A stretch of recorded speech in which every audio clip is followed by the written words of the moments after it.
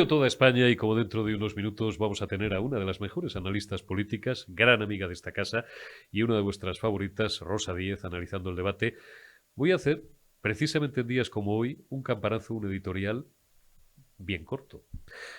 Me tomé la libertad de escribir anoche en Twitter que dudaba mucho que Pedro Sánchez Pérez Castejón hubiera leído en los clásicos, hubiera leído a Heráclito. Si lo hubiera hecho, sabría que el carácter es el destino.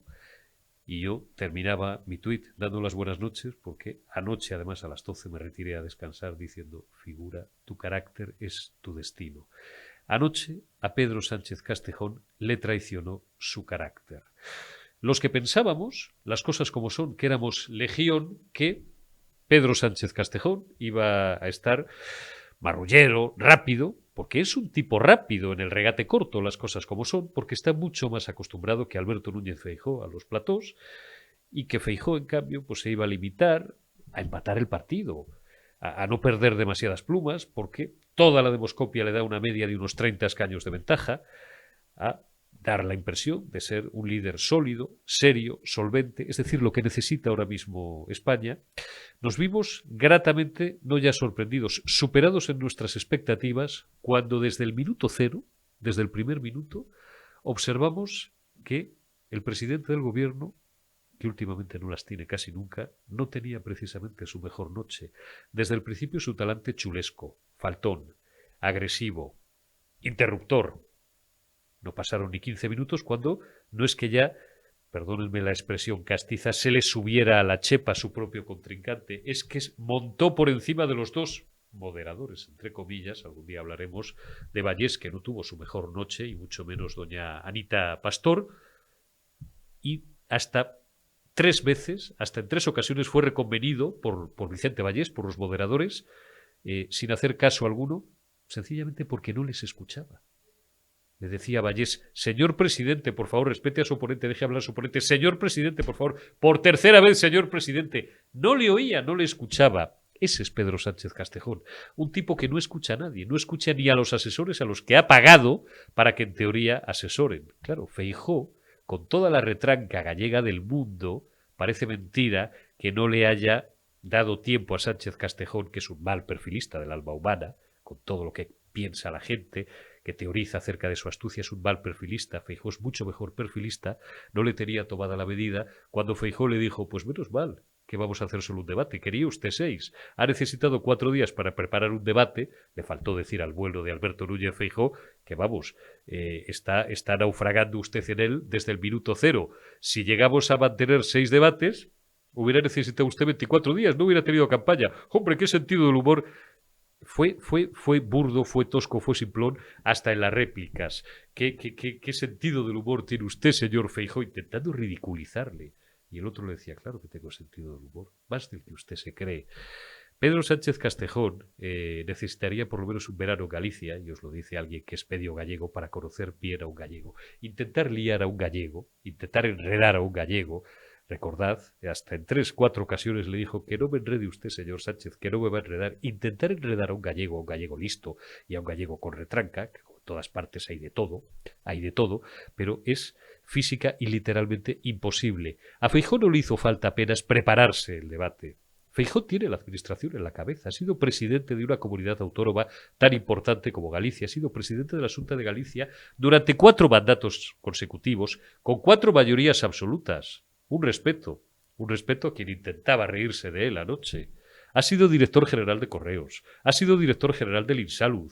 Era sonrojante verle pontificar a Sánchez. ¿Me va a decir usted a mí cómo se financia la sanidad? ¿Qué parte de la financiación de la sanidad tienen las comunidades autónomas? ¿Qué parte es el ministerio? Pues claro que se lo voy a decir, señor Sánchez, porque he dirigido el Insalud, que es una organización de 168.000 personas. Le regaló el dato porque el otro estoy seguro de que ni lo sabía. Claro, señor Sánchez, que le voy a decir el déficit que va a dejar usted, su amigo Sánchez, en Correos. Yo que dejé Correos con superávit, dejé Correos superavitario. Correos, que es una organización de más de 60.000 personas. Lo digo yo, en este caso yo, Eurico Camparo, que soy hijo de un funcionario de Correos de más de 40 años. Y que recuerdo, era yo muchísimo más joven, cuando Feijóo era director general de Correos. También le quería dar clases de Correos. Le quiso dar clase hasta de las viviendas sociales que había construido la Xunta de Galicia. Es que, de verdad, entre el ruido hubo cosas que se nos escaparon, pero si volviéramos a ver los 100 minutos, pues con el VAR, con la moviola, descubriríamos o repensaríamos pasajes que pasaron inadvertidos entre toda la bronca, que fueron absolutamente monumentales. Cuando Feijóo le dice: pero ¿me va usted a decir a mí que he sido el presidente de la Xunta de Galicia una década y media? ¿Me va usted a decir a mí lo que ha hecho el presidente de la Xunta de Galicia? Todo así. Pedrito, estás muerto políticamente. Estás muerto figura, y además, lo que es más preocupante no es que, porque esto ya es un análisis coyuntural, de que anoche Pedro Sánchez no tuviera su mejor noche, no tuviera el pH equilibrado o en su sitio, manifestara su peor cara de un ególatra, de un narcisista, de un tipo que tiene no un trastorno, porque la psicopatía no es una enfermedad, es una desviación del carácter, lo dice cualquier psiquiatra. Lo peor es que este tipo es quien nos ha estado gobernando durante 5 años, y ahora muchos, todavía ahora, se están dando cuenta de que era una persona, como producto humano, como líder político, absolutamente incapaz de haber estado ni media hora en el poder. Estas son las manos en las que hemos estado. 11 días y la libertad. Adiós, Pedro Sánchez.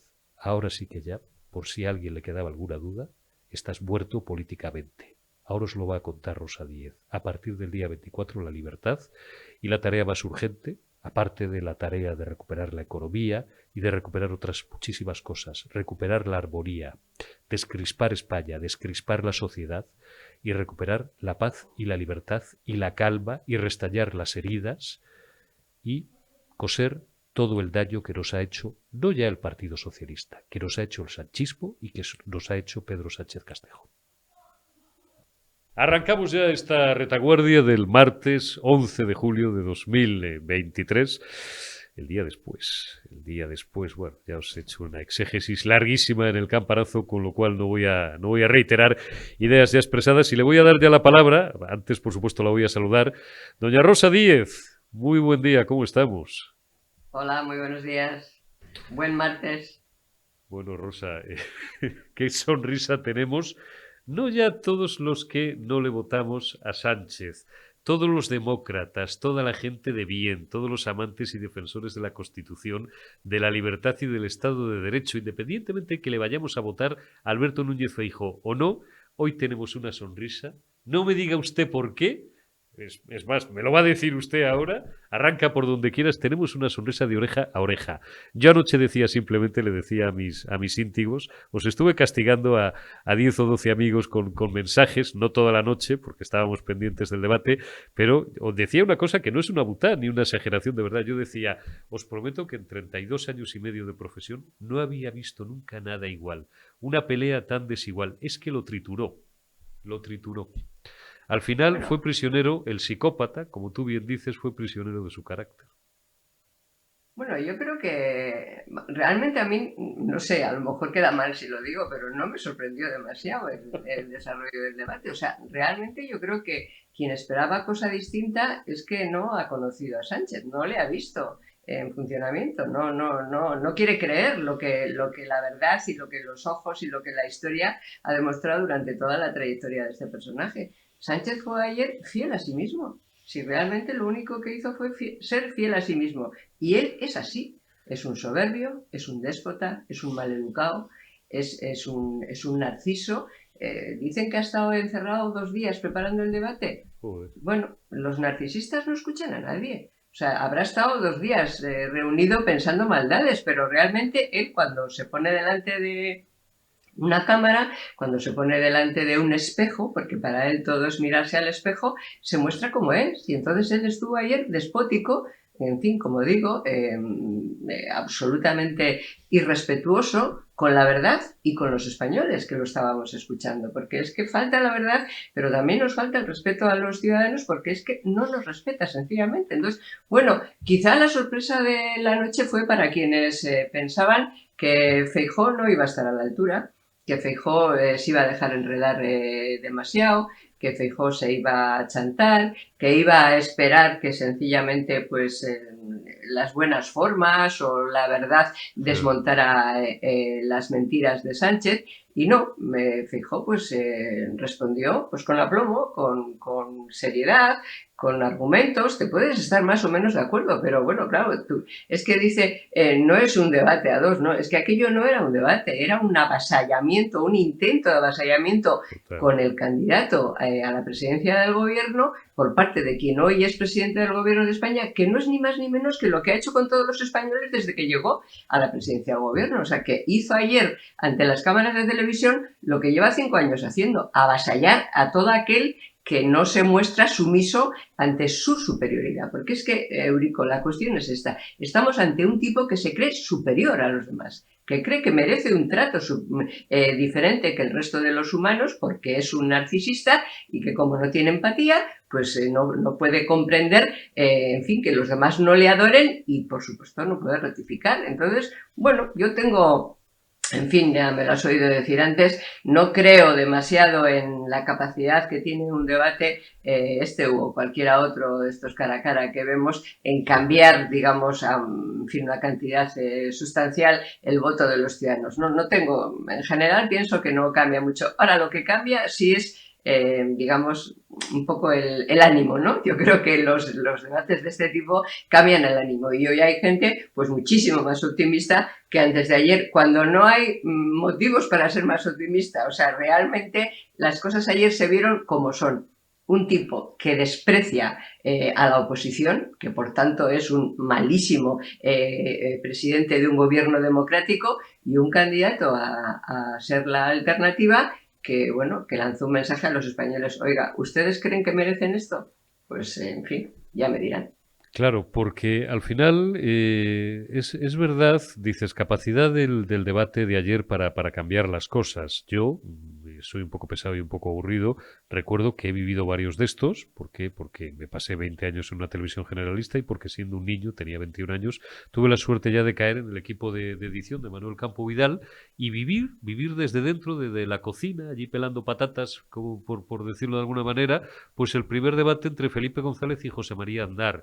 Y por eso pues he leído bastante acerca de este asunto y he escuchado a gente que sabe mucho, que te dicen que como mucho lo que acaba de decir Rosa, un 0,5% y ya es mucho de capacidad de variación sustancial de las tendencias o de la inercia del voto que ya digamos está establecida en las últimas semanas o en los últimos meses, porque vivimos al final en nuestra isla ideológica. Hombre, claro, nosotros tenemos un tweet line, esto es como hace 30 o 40 años decía don José María de Areliza, el que leía solo la ABC o el que leía solo el país, y piensas que solamente existe ese mundo, ¿no? Pues ayer en Twitter yo Claro. me tomé la molestia, porque a muchos los tengo bloqueados, de recuperar a gente que yo tengo muy que no son precisamente pues de nuestra cuerda, y claro, estaban viendo otro debate, las mentiras de Feijóo, las mentiras de Feijóo, las mentiras de Feijóo, pero claro, dices, al final, ¿quiénes eran los únicos que defendían con un poco de ardor? Pues hombre, gente que cobra el señor Santos Cerdán, que es el número 3, la señora María Jesús Montero, la número 2 del partido, que hizo un hilo larguísimo, ridículo, patético, intentando desmontar las mentiras de Feijóo. Si Feijóo, lo único, claro, Feijóo no tenía que prepararlo, Rosa, porque es que un tío que ha sido presidente 4 legislaturas, 15 o 16 años de la Xunta de Galicia, que conoce, que ha sido director general del Insalud, que ha sido director general de Correos, y claro, tenías delante a un tipo, que no digo que sea un indocumentado, hombre, 5 años en el poder, te dan cierta información y tal. Pero claro, tenía delante un tipo que intentaba darle clases de cómo se financiaba la sanidad en España a un tío que ha sido el responsable del Insalud. Le intentaba dar clases de correos a un tío que ha sido director general de correos. Le intentaba decir las viviendas sociales. Esto fue uno de los momentos, para mí, cumbres de los más ridículos, y hubo muchos del debate, ¿no? ¿Ha hecho usted 10 viviendas sociales cuando era presidente de la Junta? Pero oiga, ¿me va usted a decir a mí, que he sido presidente de la Junta, las viviendas que he hecho? Al final, Rosa, por encima del talante de Pedro Sánchez ayer, de que estuviera más o menos agresivo, más o menos faltón, que lo esperábamos, y de verdad no es una exageración, comentario serio.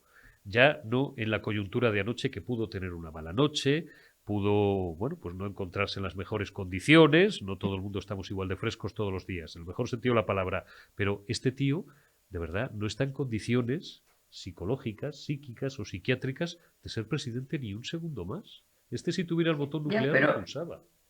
es que llegó sin estar en condiciones, Eurico. O sea, es que a la gente se le olvida que este tipo llegó a la presidencia del gobierno de España cabalgando sobre una mentira. cabalgando sobre una mentira que él mismo con un juez amigo había construido en una sentencia sobre Gürtel. Entonces, es que nunca ha estado en condiciones normales. Es decir, es que a ver, lo de Sánchez no es de análisis, es de diagnóstico. Yo en fin, no me canso de explicar que Tu tenemos libro, que ser tu libro. conscientes y que tenemos que ser conscientes de cuál es su personalidad. Porque si no lo analizamos con criterios normales, repito la palabra, con los criterios que se analizan a personas que se comportan, digamos, como la media, es decir, que, bueno, pues que tienen vergüenza, que son capaces de arrepentirse, que creen que a veces se equivocan y tal, pues nos equivocaremos nosotros. Entonces, pero claro, lo de este tipo es que es de diagnóstico, realmente, no se puede analizar con los criterios con los que se analiza el comportamiento de los seres humanos que entran dentro de la medida de la normalidad. Entonces, tú dices, hay algunos que parecía que estaban viendo otro debate. Bueno, y hay algunos que, en fin, que no tienen nada que perder y que se muestran como son, por muy lejos que estén de nosotros, desde luego lo están de mí, que, bueno, que reconocen en circunstancias como la de ayer la pura realidad. Yo no sé si tú viste el tuit de Rufián. Es Sí, que Rufián hizo un tuit. sí. No, es que lo vi cuando me pasaste el pantallazo a mí y a más amigos, no lo había visto, lo hubiera visto a los 10 minutos, pero no lo había visto y me pareció fantástico. Era un tuit, es que no tengo el teléfono, lo tengo ahí cargando, Omar, Claro, pero en el que decía, por Dios, que vuelva Zapatero o algo así, que o que venga, sienten ahí a que alguien Zapatero, llame ¿no? a Zapatero. O sea, que alguien llame a Zapatero. O sea, porque claro, o sea, ya sabemos cómo es, pero digo, cómo es Sánchez, pero claro, es que el embarullamiento, la sobreactuación, el desprecio, o sea, es que, claro, era una cosa que para cualquiera que estuviera viendo la televisión es que resulta antipático, insoportable, pero dices, ¿pero por qué lo hace? Porque está en su naturaleza, porque él es así. O sea, porque él va por la vida al grito de Tara. Prometo no volver a pasar hambre. A Dios pongo por testigo que no volveré a pasar hambre. Entonces, ¿cómo me puede pasar a mí esto? Entonces tiene enfrente a un tipo que a veces incluso lo llevó a sacar un poco de sus casillas, digo, a Núñez Feijóo, o sea que, porque eso de cortarle permanentemente, oye, que es que no se ha visto nunca que dos moderadores, vamos a ponerlo entre comillas, lo de moderadores, o sea, Bueno, tenían el encargo de moderar. esa es otra, que le levantaron de la lona, por lo menos que yo recuerdo, en 3 ocasiones, en 3 o 4 Claro, pero ocasiones. que le tuvieron que decir, oiga, por tercera vez, señor presidente, respete a los moderadores. Es que, claro, no respeta a nadie, ¿no? No, Entonces, no bueno, les pues escuchaba. pero no, es que no escucha a nadie, porque es que él es Dios. O sea, es que, claro, no nos damos cuenta de que él es Dios. O sea, que él es San Dios. Entonces, bueno, él no tiene que escuchar a nadie, no escucha ni a los que ha pagado para que le asesoren cómo preparar el debate, cómo va a escuchar a dos tipos que, bueno, decía un amigo mío en Twitter, está a punto de ladrarle a Vallés, quedas despedido. O sea, y sin Sí, necesidad, porque Vallés, bueno, realmente ha tenido días mejores. O sea, sí, en su tarea sí, ¿no? sí, de sí, sí, sí. moderar, o sea, de realmente, pues, en fin, estar allí para que las cosas funcionen Pa- correctamente. Pero papelón, por eso digo papelón. que, a ver, aunque no cambie mucho el sentido del voto, sí que cambia el ánimo. Y, a ver, estas elecciones son muy ideológicas, pero también son muy emocionales, ¿eh? O sea, que también hay mucho de carga emocional, ¿no? Y entonces, bueno, pues me parece que esa carga emocional, o sea, tú, igual van a ir a votar los mismos, seguramente, o bueno, con una pequeña variación, la que sea, Ah, pero el ánimo, al final, arrastra. O sea, arrastra, bueno, es muy estimulante y a mí me parece que eso ayer quedó pues muy plasmado, ¿no? O sea, en una comparecencia pública en la que, como digo, Sánchez fue fiel a sí mismo, fiel a su fulería, porque es que es un fulero, o sea, para estar con mal estilo, o sea, de fulero, que es una palabra muy castellana y muy poco utilizada, bueno, pues fulero, o sea, tramposo, mentiroso, o sea, Taur, enrevesado, ¿eh? Taur, sí, sí, sí. Taur, Bueno, pero mentiroso, fíjate tú que tramposo. al Taur se le atribuye algún tipo de inteligencia, ¿no? O sea, de que como que o sea, como que va buscando y tal. No, no, Mm, es que el fulero es el retorcido y tal. Entonces, este tipo que llega con una caravana de coches, o sea, que es fulero en todo, llega con 6 coches al debate, con 6 coches oficiales y 2 motos. Y en la calle anterior a entrar en la televisión se desvían todos para que parezca que llega con uno. O sea, es que es tramposo con un coche, quiero decir. Es que es tramposo hasta en eso. O sea, es que es todo el rato haciendo trampas, que es lo que yo digo, lo que te decía antes. O sea, no solo falta la verdad, es que nos falta el respeto a los españoles. Es que creo que no nos damos cuenta de las cosas. Entonces, bueno, chicos, yo creo que en fin, que su tiempo se ha acabado. Ahora, los españoles tenemos la última palabra, ¿eh?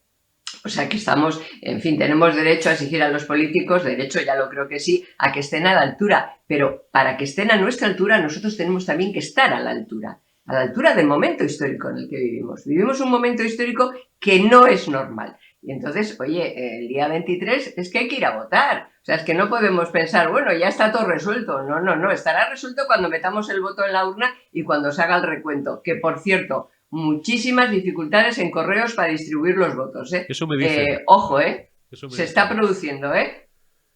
Ojo, ¿eh? Atentos los que hayan pedido el voto por correo y no les haya llegado y no les llegue a tiempo, ¿eh? Atentos, porque si no les llega, pueden votar, ¿eh? O sea, pueden ir físicamente a votar, ¿eh? Ojo con lo que está ocurriendo, ¿eh?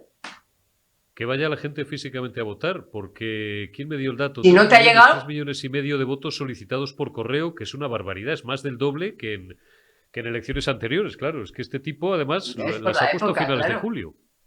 Claro, pero bueno, que ya sabemos que quien ha solicitado el voto por correo no puede ir a votar si le ha llegado, aunque haya cambiado su circunstancia. Pero si no le ha llegado, tiene derecho a ejercer su derecho, valga la redundancia. Pues es importante esa precisión.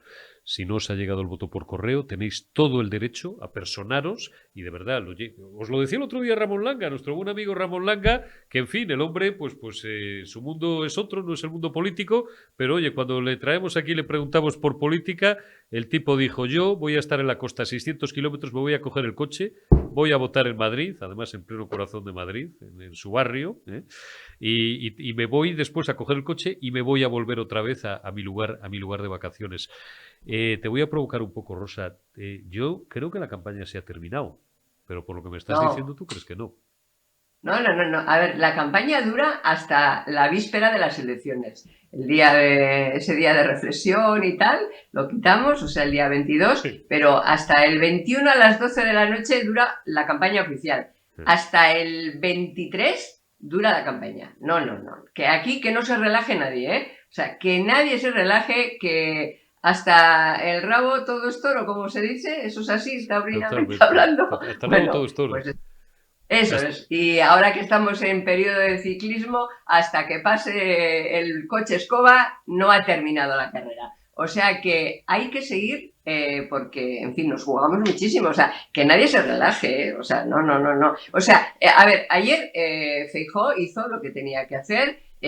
Abascal hará en el debate ese que va a haber no sé qué día lo que tiene que hacer, los candidatos irán de aquí al día 23 a todas las plazas de España, bueno, menos Sánchez, que no va a ningún sitio porque no puede ir a ningún sitio, porque él tiene que estar encerrado, porque no puede evitar que nadie le diga, que la gente le diga lo que piensa de él, pero bueno, los candidatos se moverán por toda España. Pero el día 23 nos tenemos que mover los españoles, claro. Porque de nada sirve que se muevan los candidatos por toda España si los españoles el día 23, que es cuando tenemos que ejercer nuestro libre albedrío, nos quedamos en casa tan ricamente. No. O sea, tenemos la última palabra, los españoles tenemos derechos, pero también tenemos deberes. Tenemos una obligación, que es, en fin, participar en el juego democrático y en el juego político. Es verdad que no tenemos la obligación, digamos, legal, de ir a votar, que podemos ir y no nos echan ninguna multa. Pero, hombre, yo creo que tenemos una obligación democrática. Ha habido muchísima gente que ha sufrido mucho para que tuviéramos derecho a votar,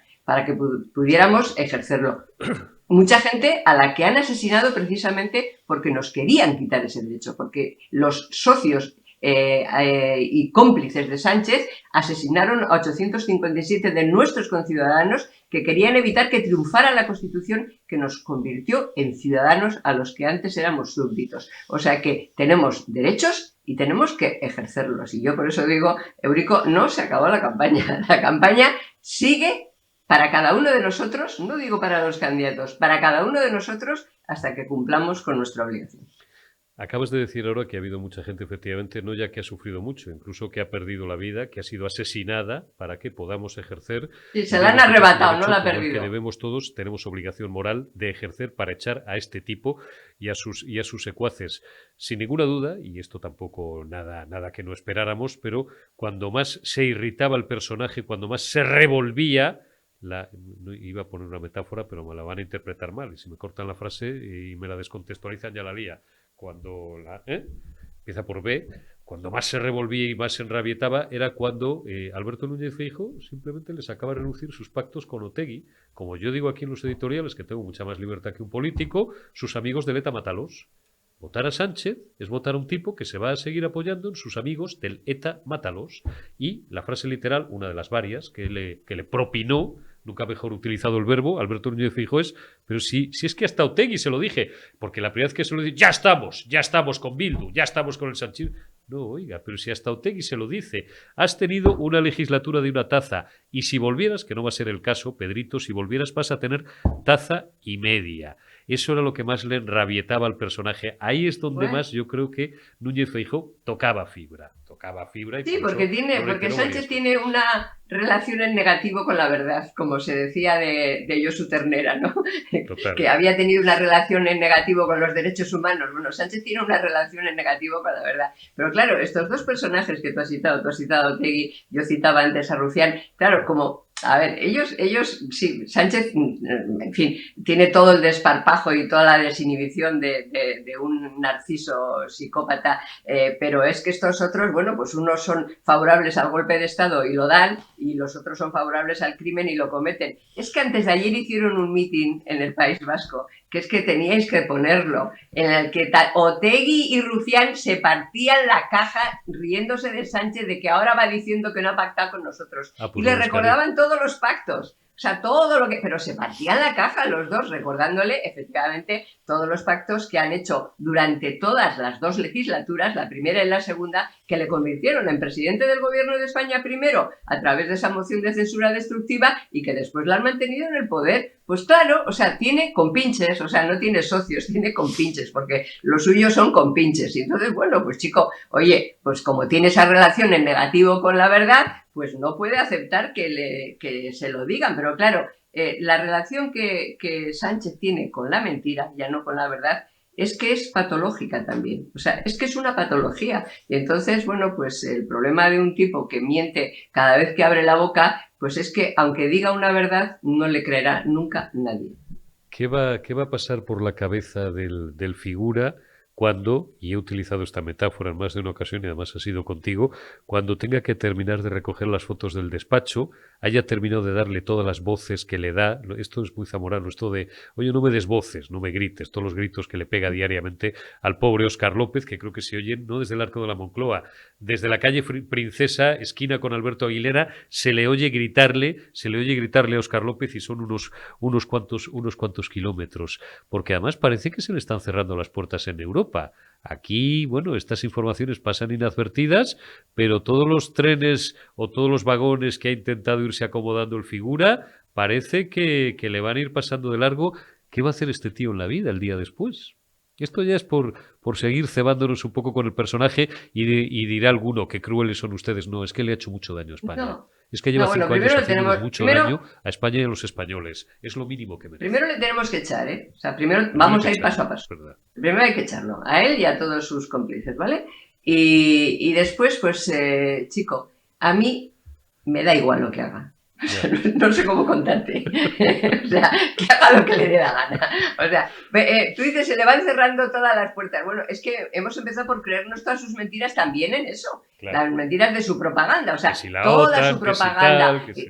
Claro, pero el hecho es que cada vez que él ha propuesto a cualquier candidato de su gobierno, incluida la Calviño, para algún cargo en Europa le han dicho que no. O sea, todos sus candidatos se lo han ido cerrando. Oye, se fue, es que claro, hay que recordar la verdad de los hechos. Es que se fue, en fin, en loor de multitudes allí. Bueno, era un hecho histórico ser recibido en la Casa Blanca por Biden, que ningún presidente norteamericano parecía que había recibido recibido a ningún presidente del gobierno español.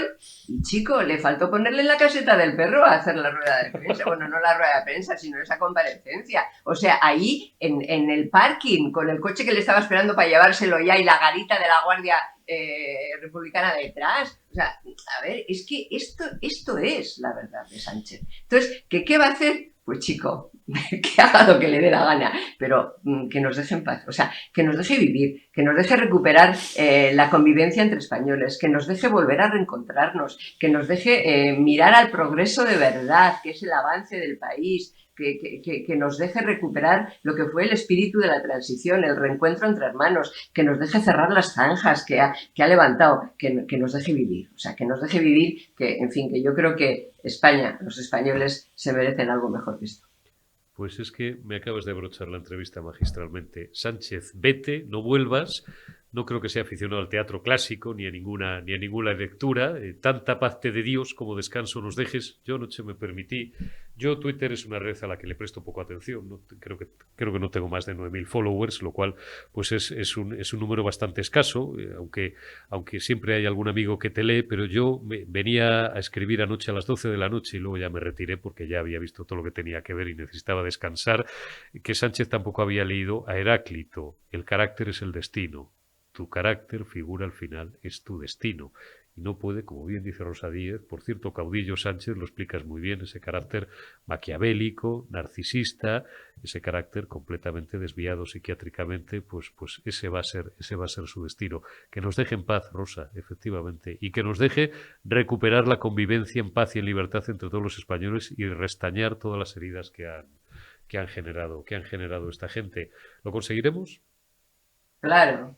Esa es nuestra fuerza, esa es nuestro valor. Hay que creer en nosotros mismos. Hemos salido de otras muy gordas. Nadie creía, nadie nos daba un duro por nosotros, Eurico. Hay que recordarlo, los jóvenes no lo saben, pero nadie daba un duro por nosotros cuando murió Franco, por cierto, en la cama.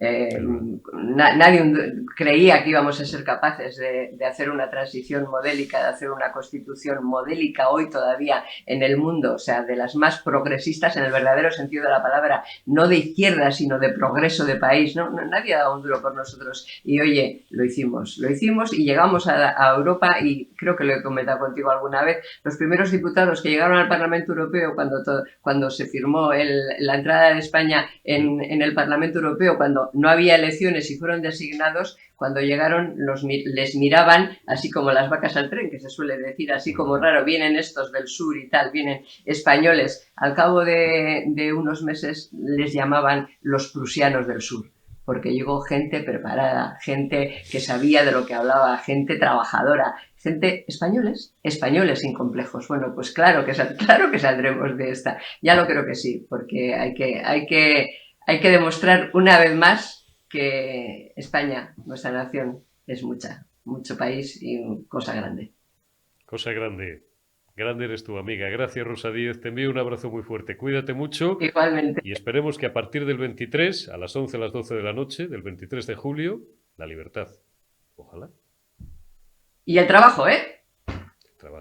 El trabajo, que es lo que tenemos que recuperar. Un abrazo, Rosa. Muchísimas gracias por haber estado un día más en la retaguardia. Cuídate. Hasta pronto. Chao. Hasta pronto. Pues dejamos a nuestra buena amiga Rosa Díez y saludamos a otro gran amigo al que no tenía yo el placer desde hacía algún tiempo, pero al que celebro muchísimo pues volver a saludar en público y ante una cámara con todos vosotros en Periodista Digital en la retaguardia. Miguel Folguera, consejero de la Asociación de Víctimas del Terrorismo. ¿Cómo estás, amigo? Muy buen día. Hola, buenos días, Eurico. Bien, pues bueno, bien. Dentro de lo bien que podemos estar las víctimas del terrorismo por lo que llevamos sufriendo en estos últimos 4 años, ¿no? O sea que bueno, dentro de eso, pues bien.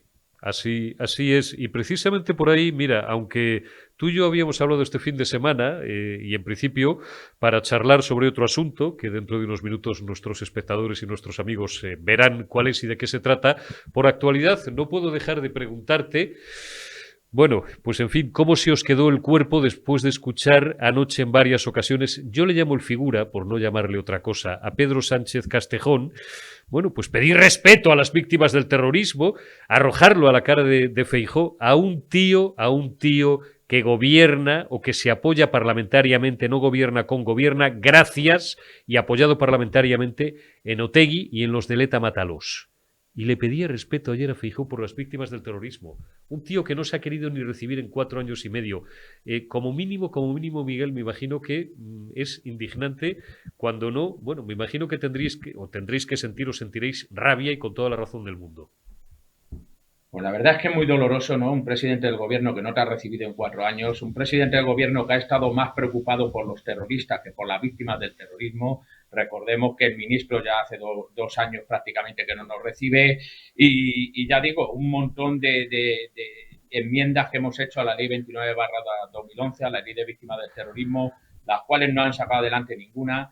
Ya digo, más preocupados por sus pactos con Bildu para que le aprobara los presupuestos generales del Estado, entre otras cosas, y lo que ha hecho ha sido cesiones a los terroristas, ¿no? O sea, los ha acercado a cárceles de la Comunidad Autónoma Vasca, están todos allí, los está poniendo en libertad, ha cedido en prisiones y prisiones ahora lo controla el gobierno vasco también. O sea, tremendo ver a este presidente del gobierno, lo único que ha hecho ha sido lamentar el suicidio de un terrorista en toda su legislatura y nunca se ha preocupado de tener en la boca a la víctima del terrorismo, nunca nos ha acompañado a un acto de víctimas del terrorismo, no ha estado en el retiro, no ha estado en el 11M, con lo cual es tremendo escucharle ayer, pues eso, que se le llene la boca hablando de víctimas del terrorismo, me parece indigno.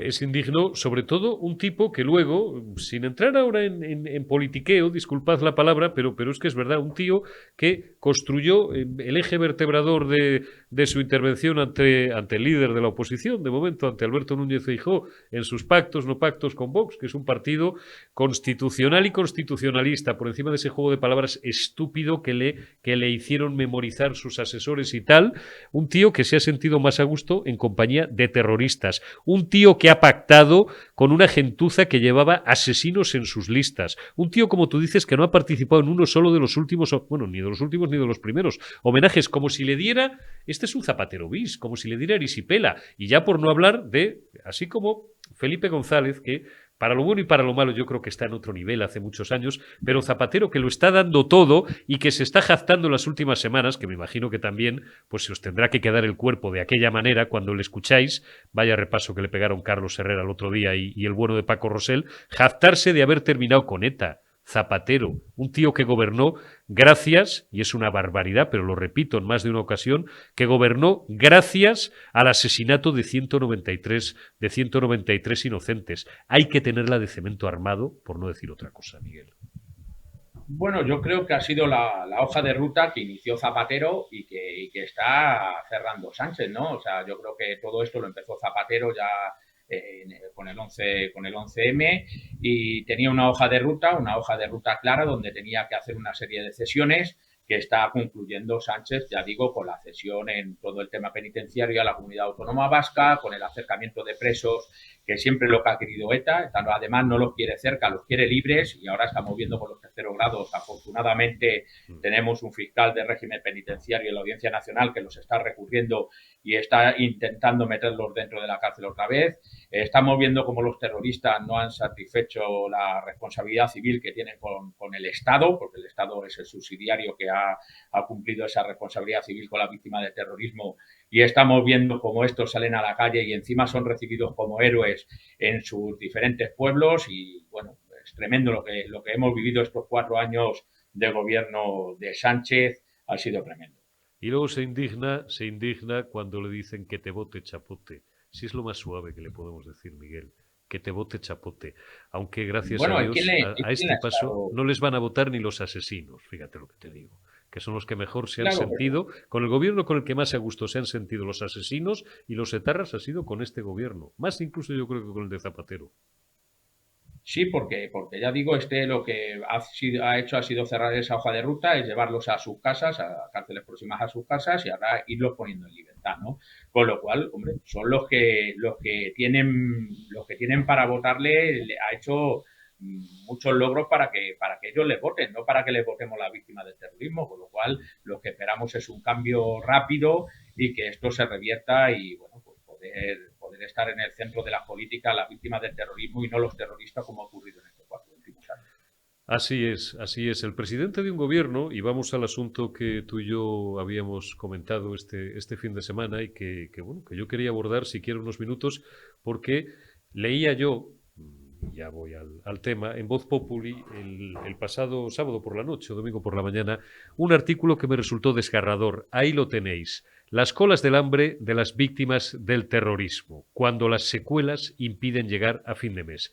El terrorismo no es más que un punto de partida o el punto de partida de una tragedia silenciosa. Las secuelas impiden a algunas de las víctimas volver a trabajar y las facturas asfixian. Os invito, porque ya os digo, bueno, ahí tenéis el primer párrafo. El nombre de Josefina, por supuesto, es un nombre supuesto para no dar más detalles de su identidad y complicarle más la vida. Habla de casos particulares, una de entre los 2.000 heridos en los atentados del 11 de marzo, gracias a los cuales otro figura, Zapatero, fue presidente. Ella sobrevivió, pero las heridas le dejaron graves secuelas que arrastrará de por vida.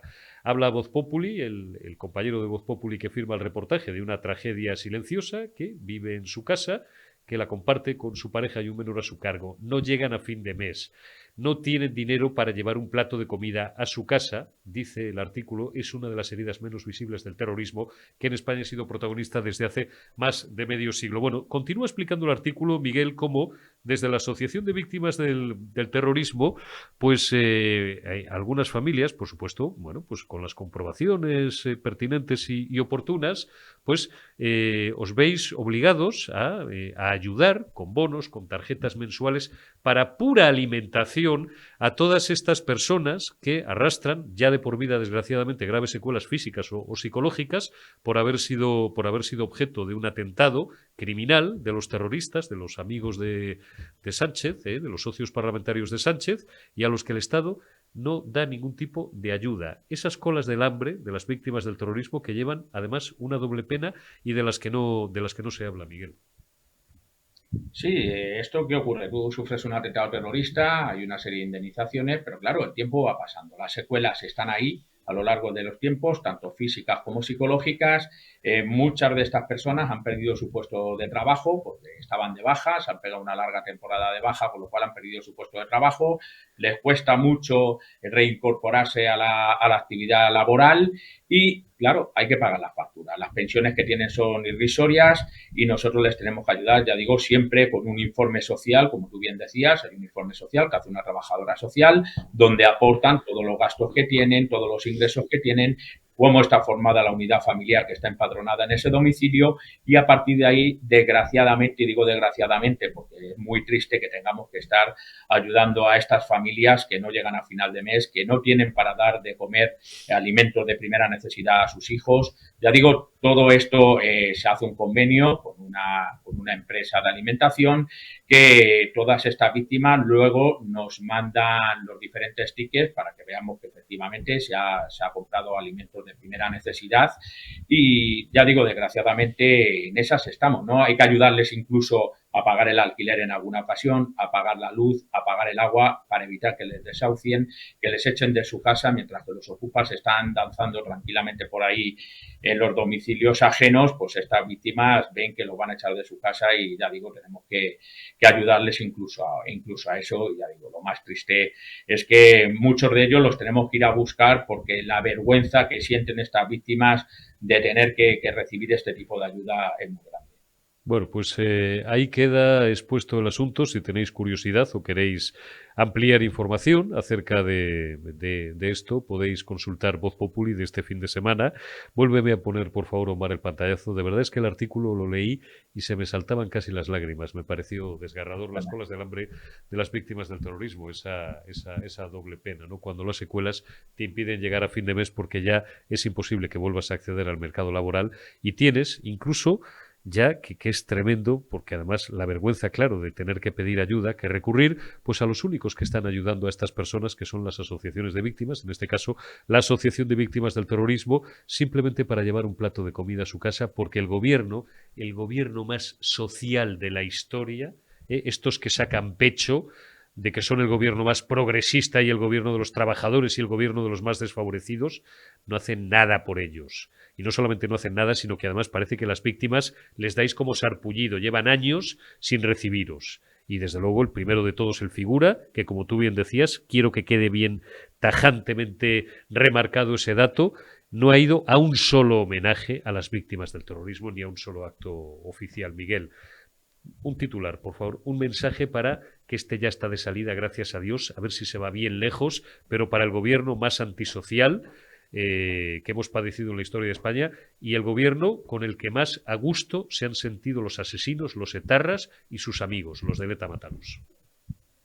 Bueno, yo más que un titular sería un ruego a los ciudadanos españoles que el día 23, cuando vayan a votar, a depositar sus votos en las urnas, que piensen en las víctimas del terrorismo, que lo único que hemos hecho ha sido defender España y la democracia y por eso nos han intentado matar a lo largo de los años. Y no puede ser que este gobierno lo único que haya hecho ha sido favorecer a terroristas y nos haya ninguneado a las víctimas del terrorismo. Por eso espero un cambio y espero gente que sí esté con las víctimas del terrorismo y no con los terroristas.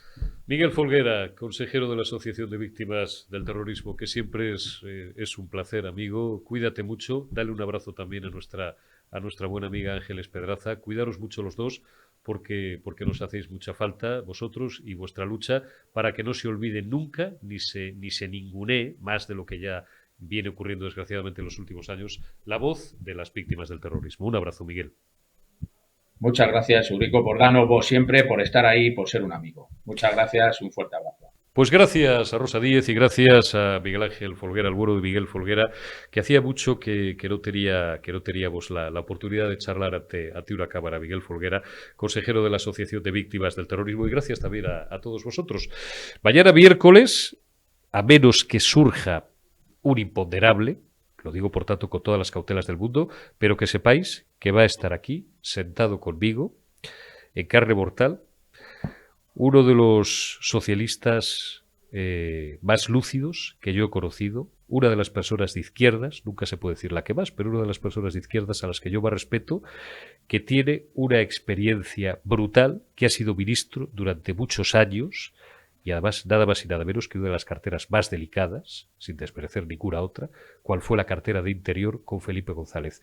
Mañana tendré mucho gusto en charlar durante toda la retaguardia, todo el tiempo del que tengamos, hasta agotar la hora de la que disponemos, con José Luis Corcuera. Mañana os quiero a todos aquí, porque de verdad que va a merecer la pena y no os va a defraudar. Gracias y hasta mañana.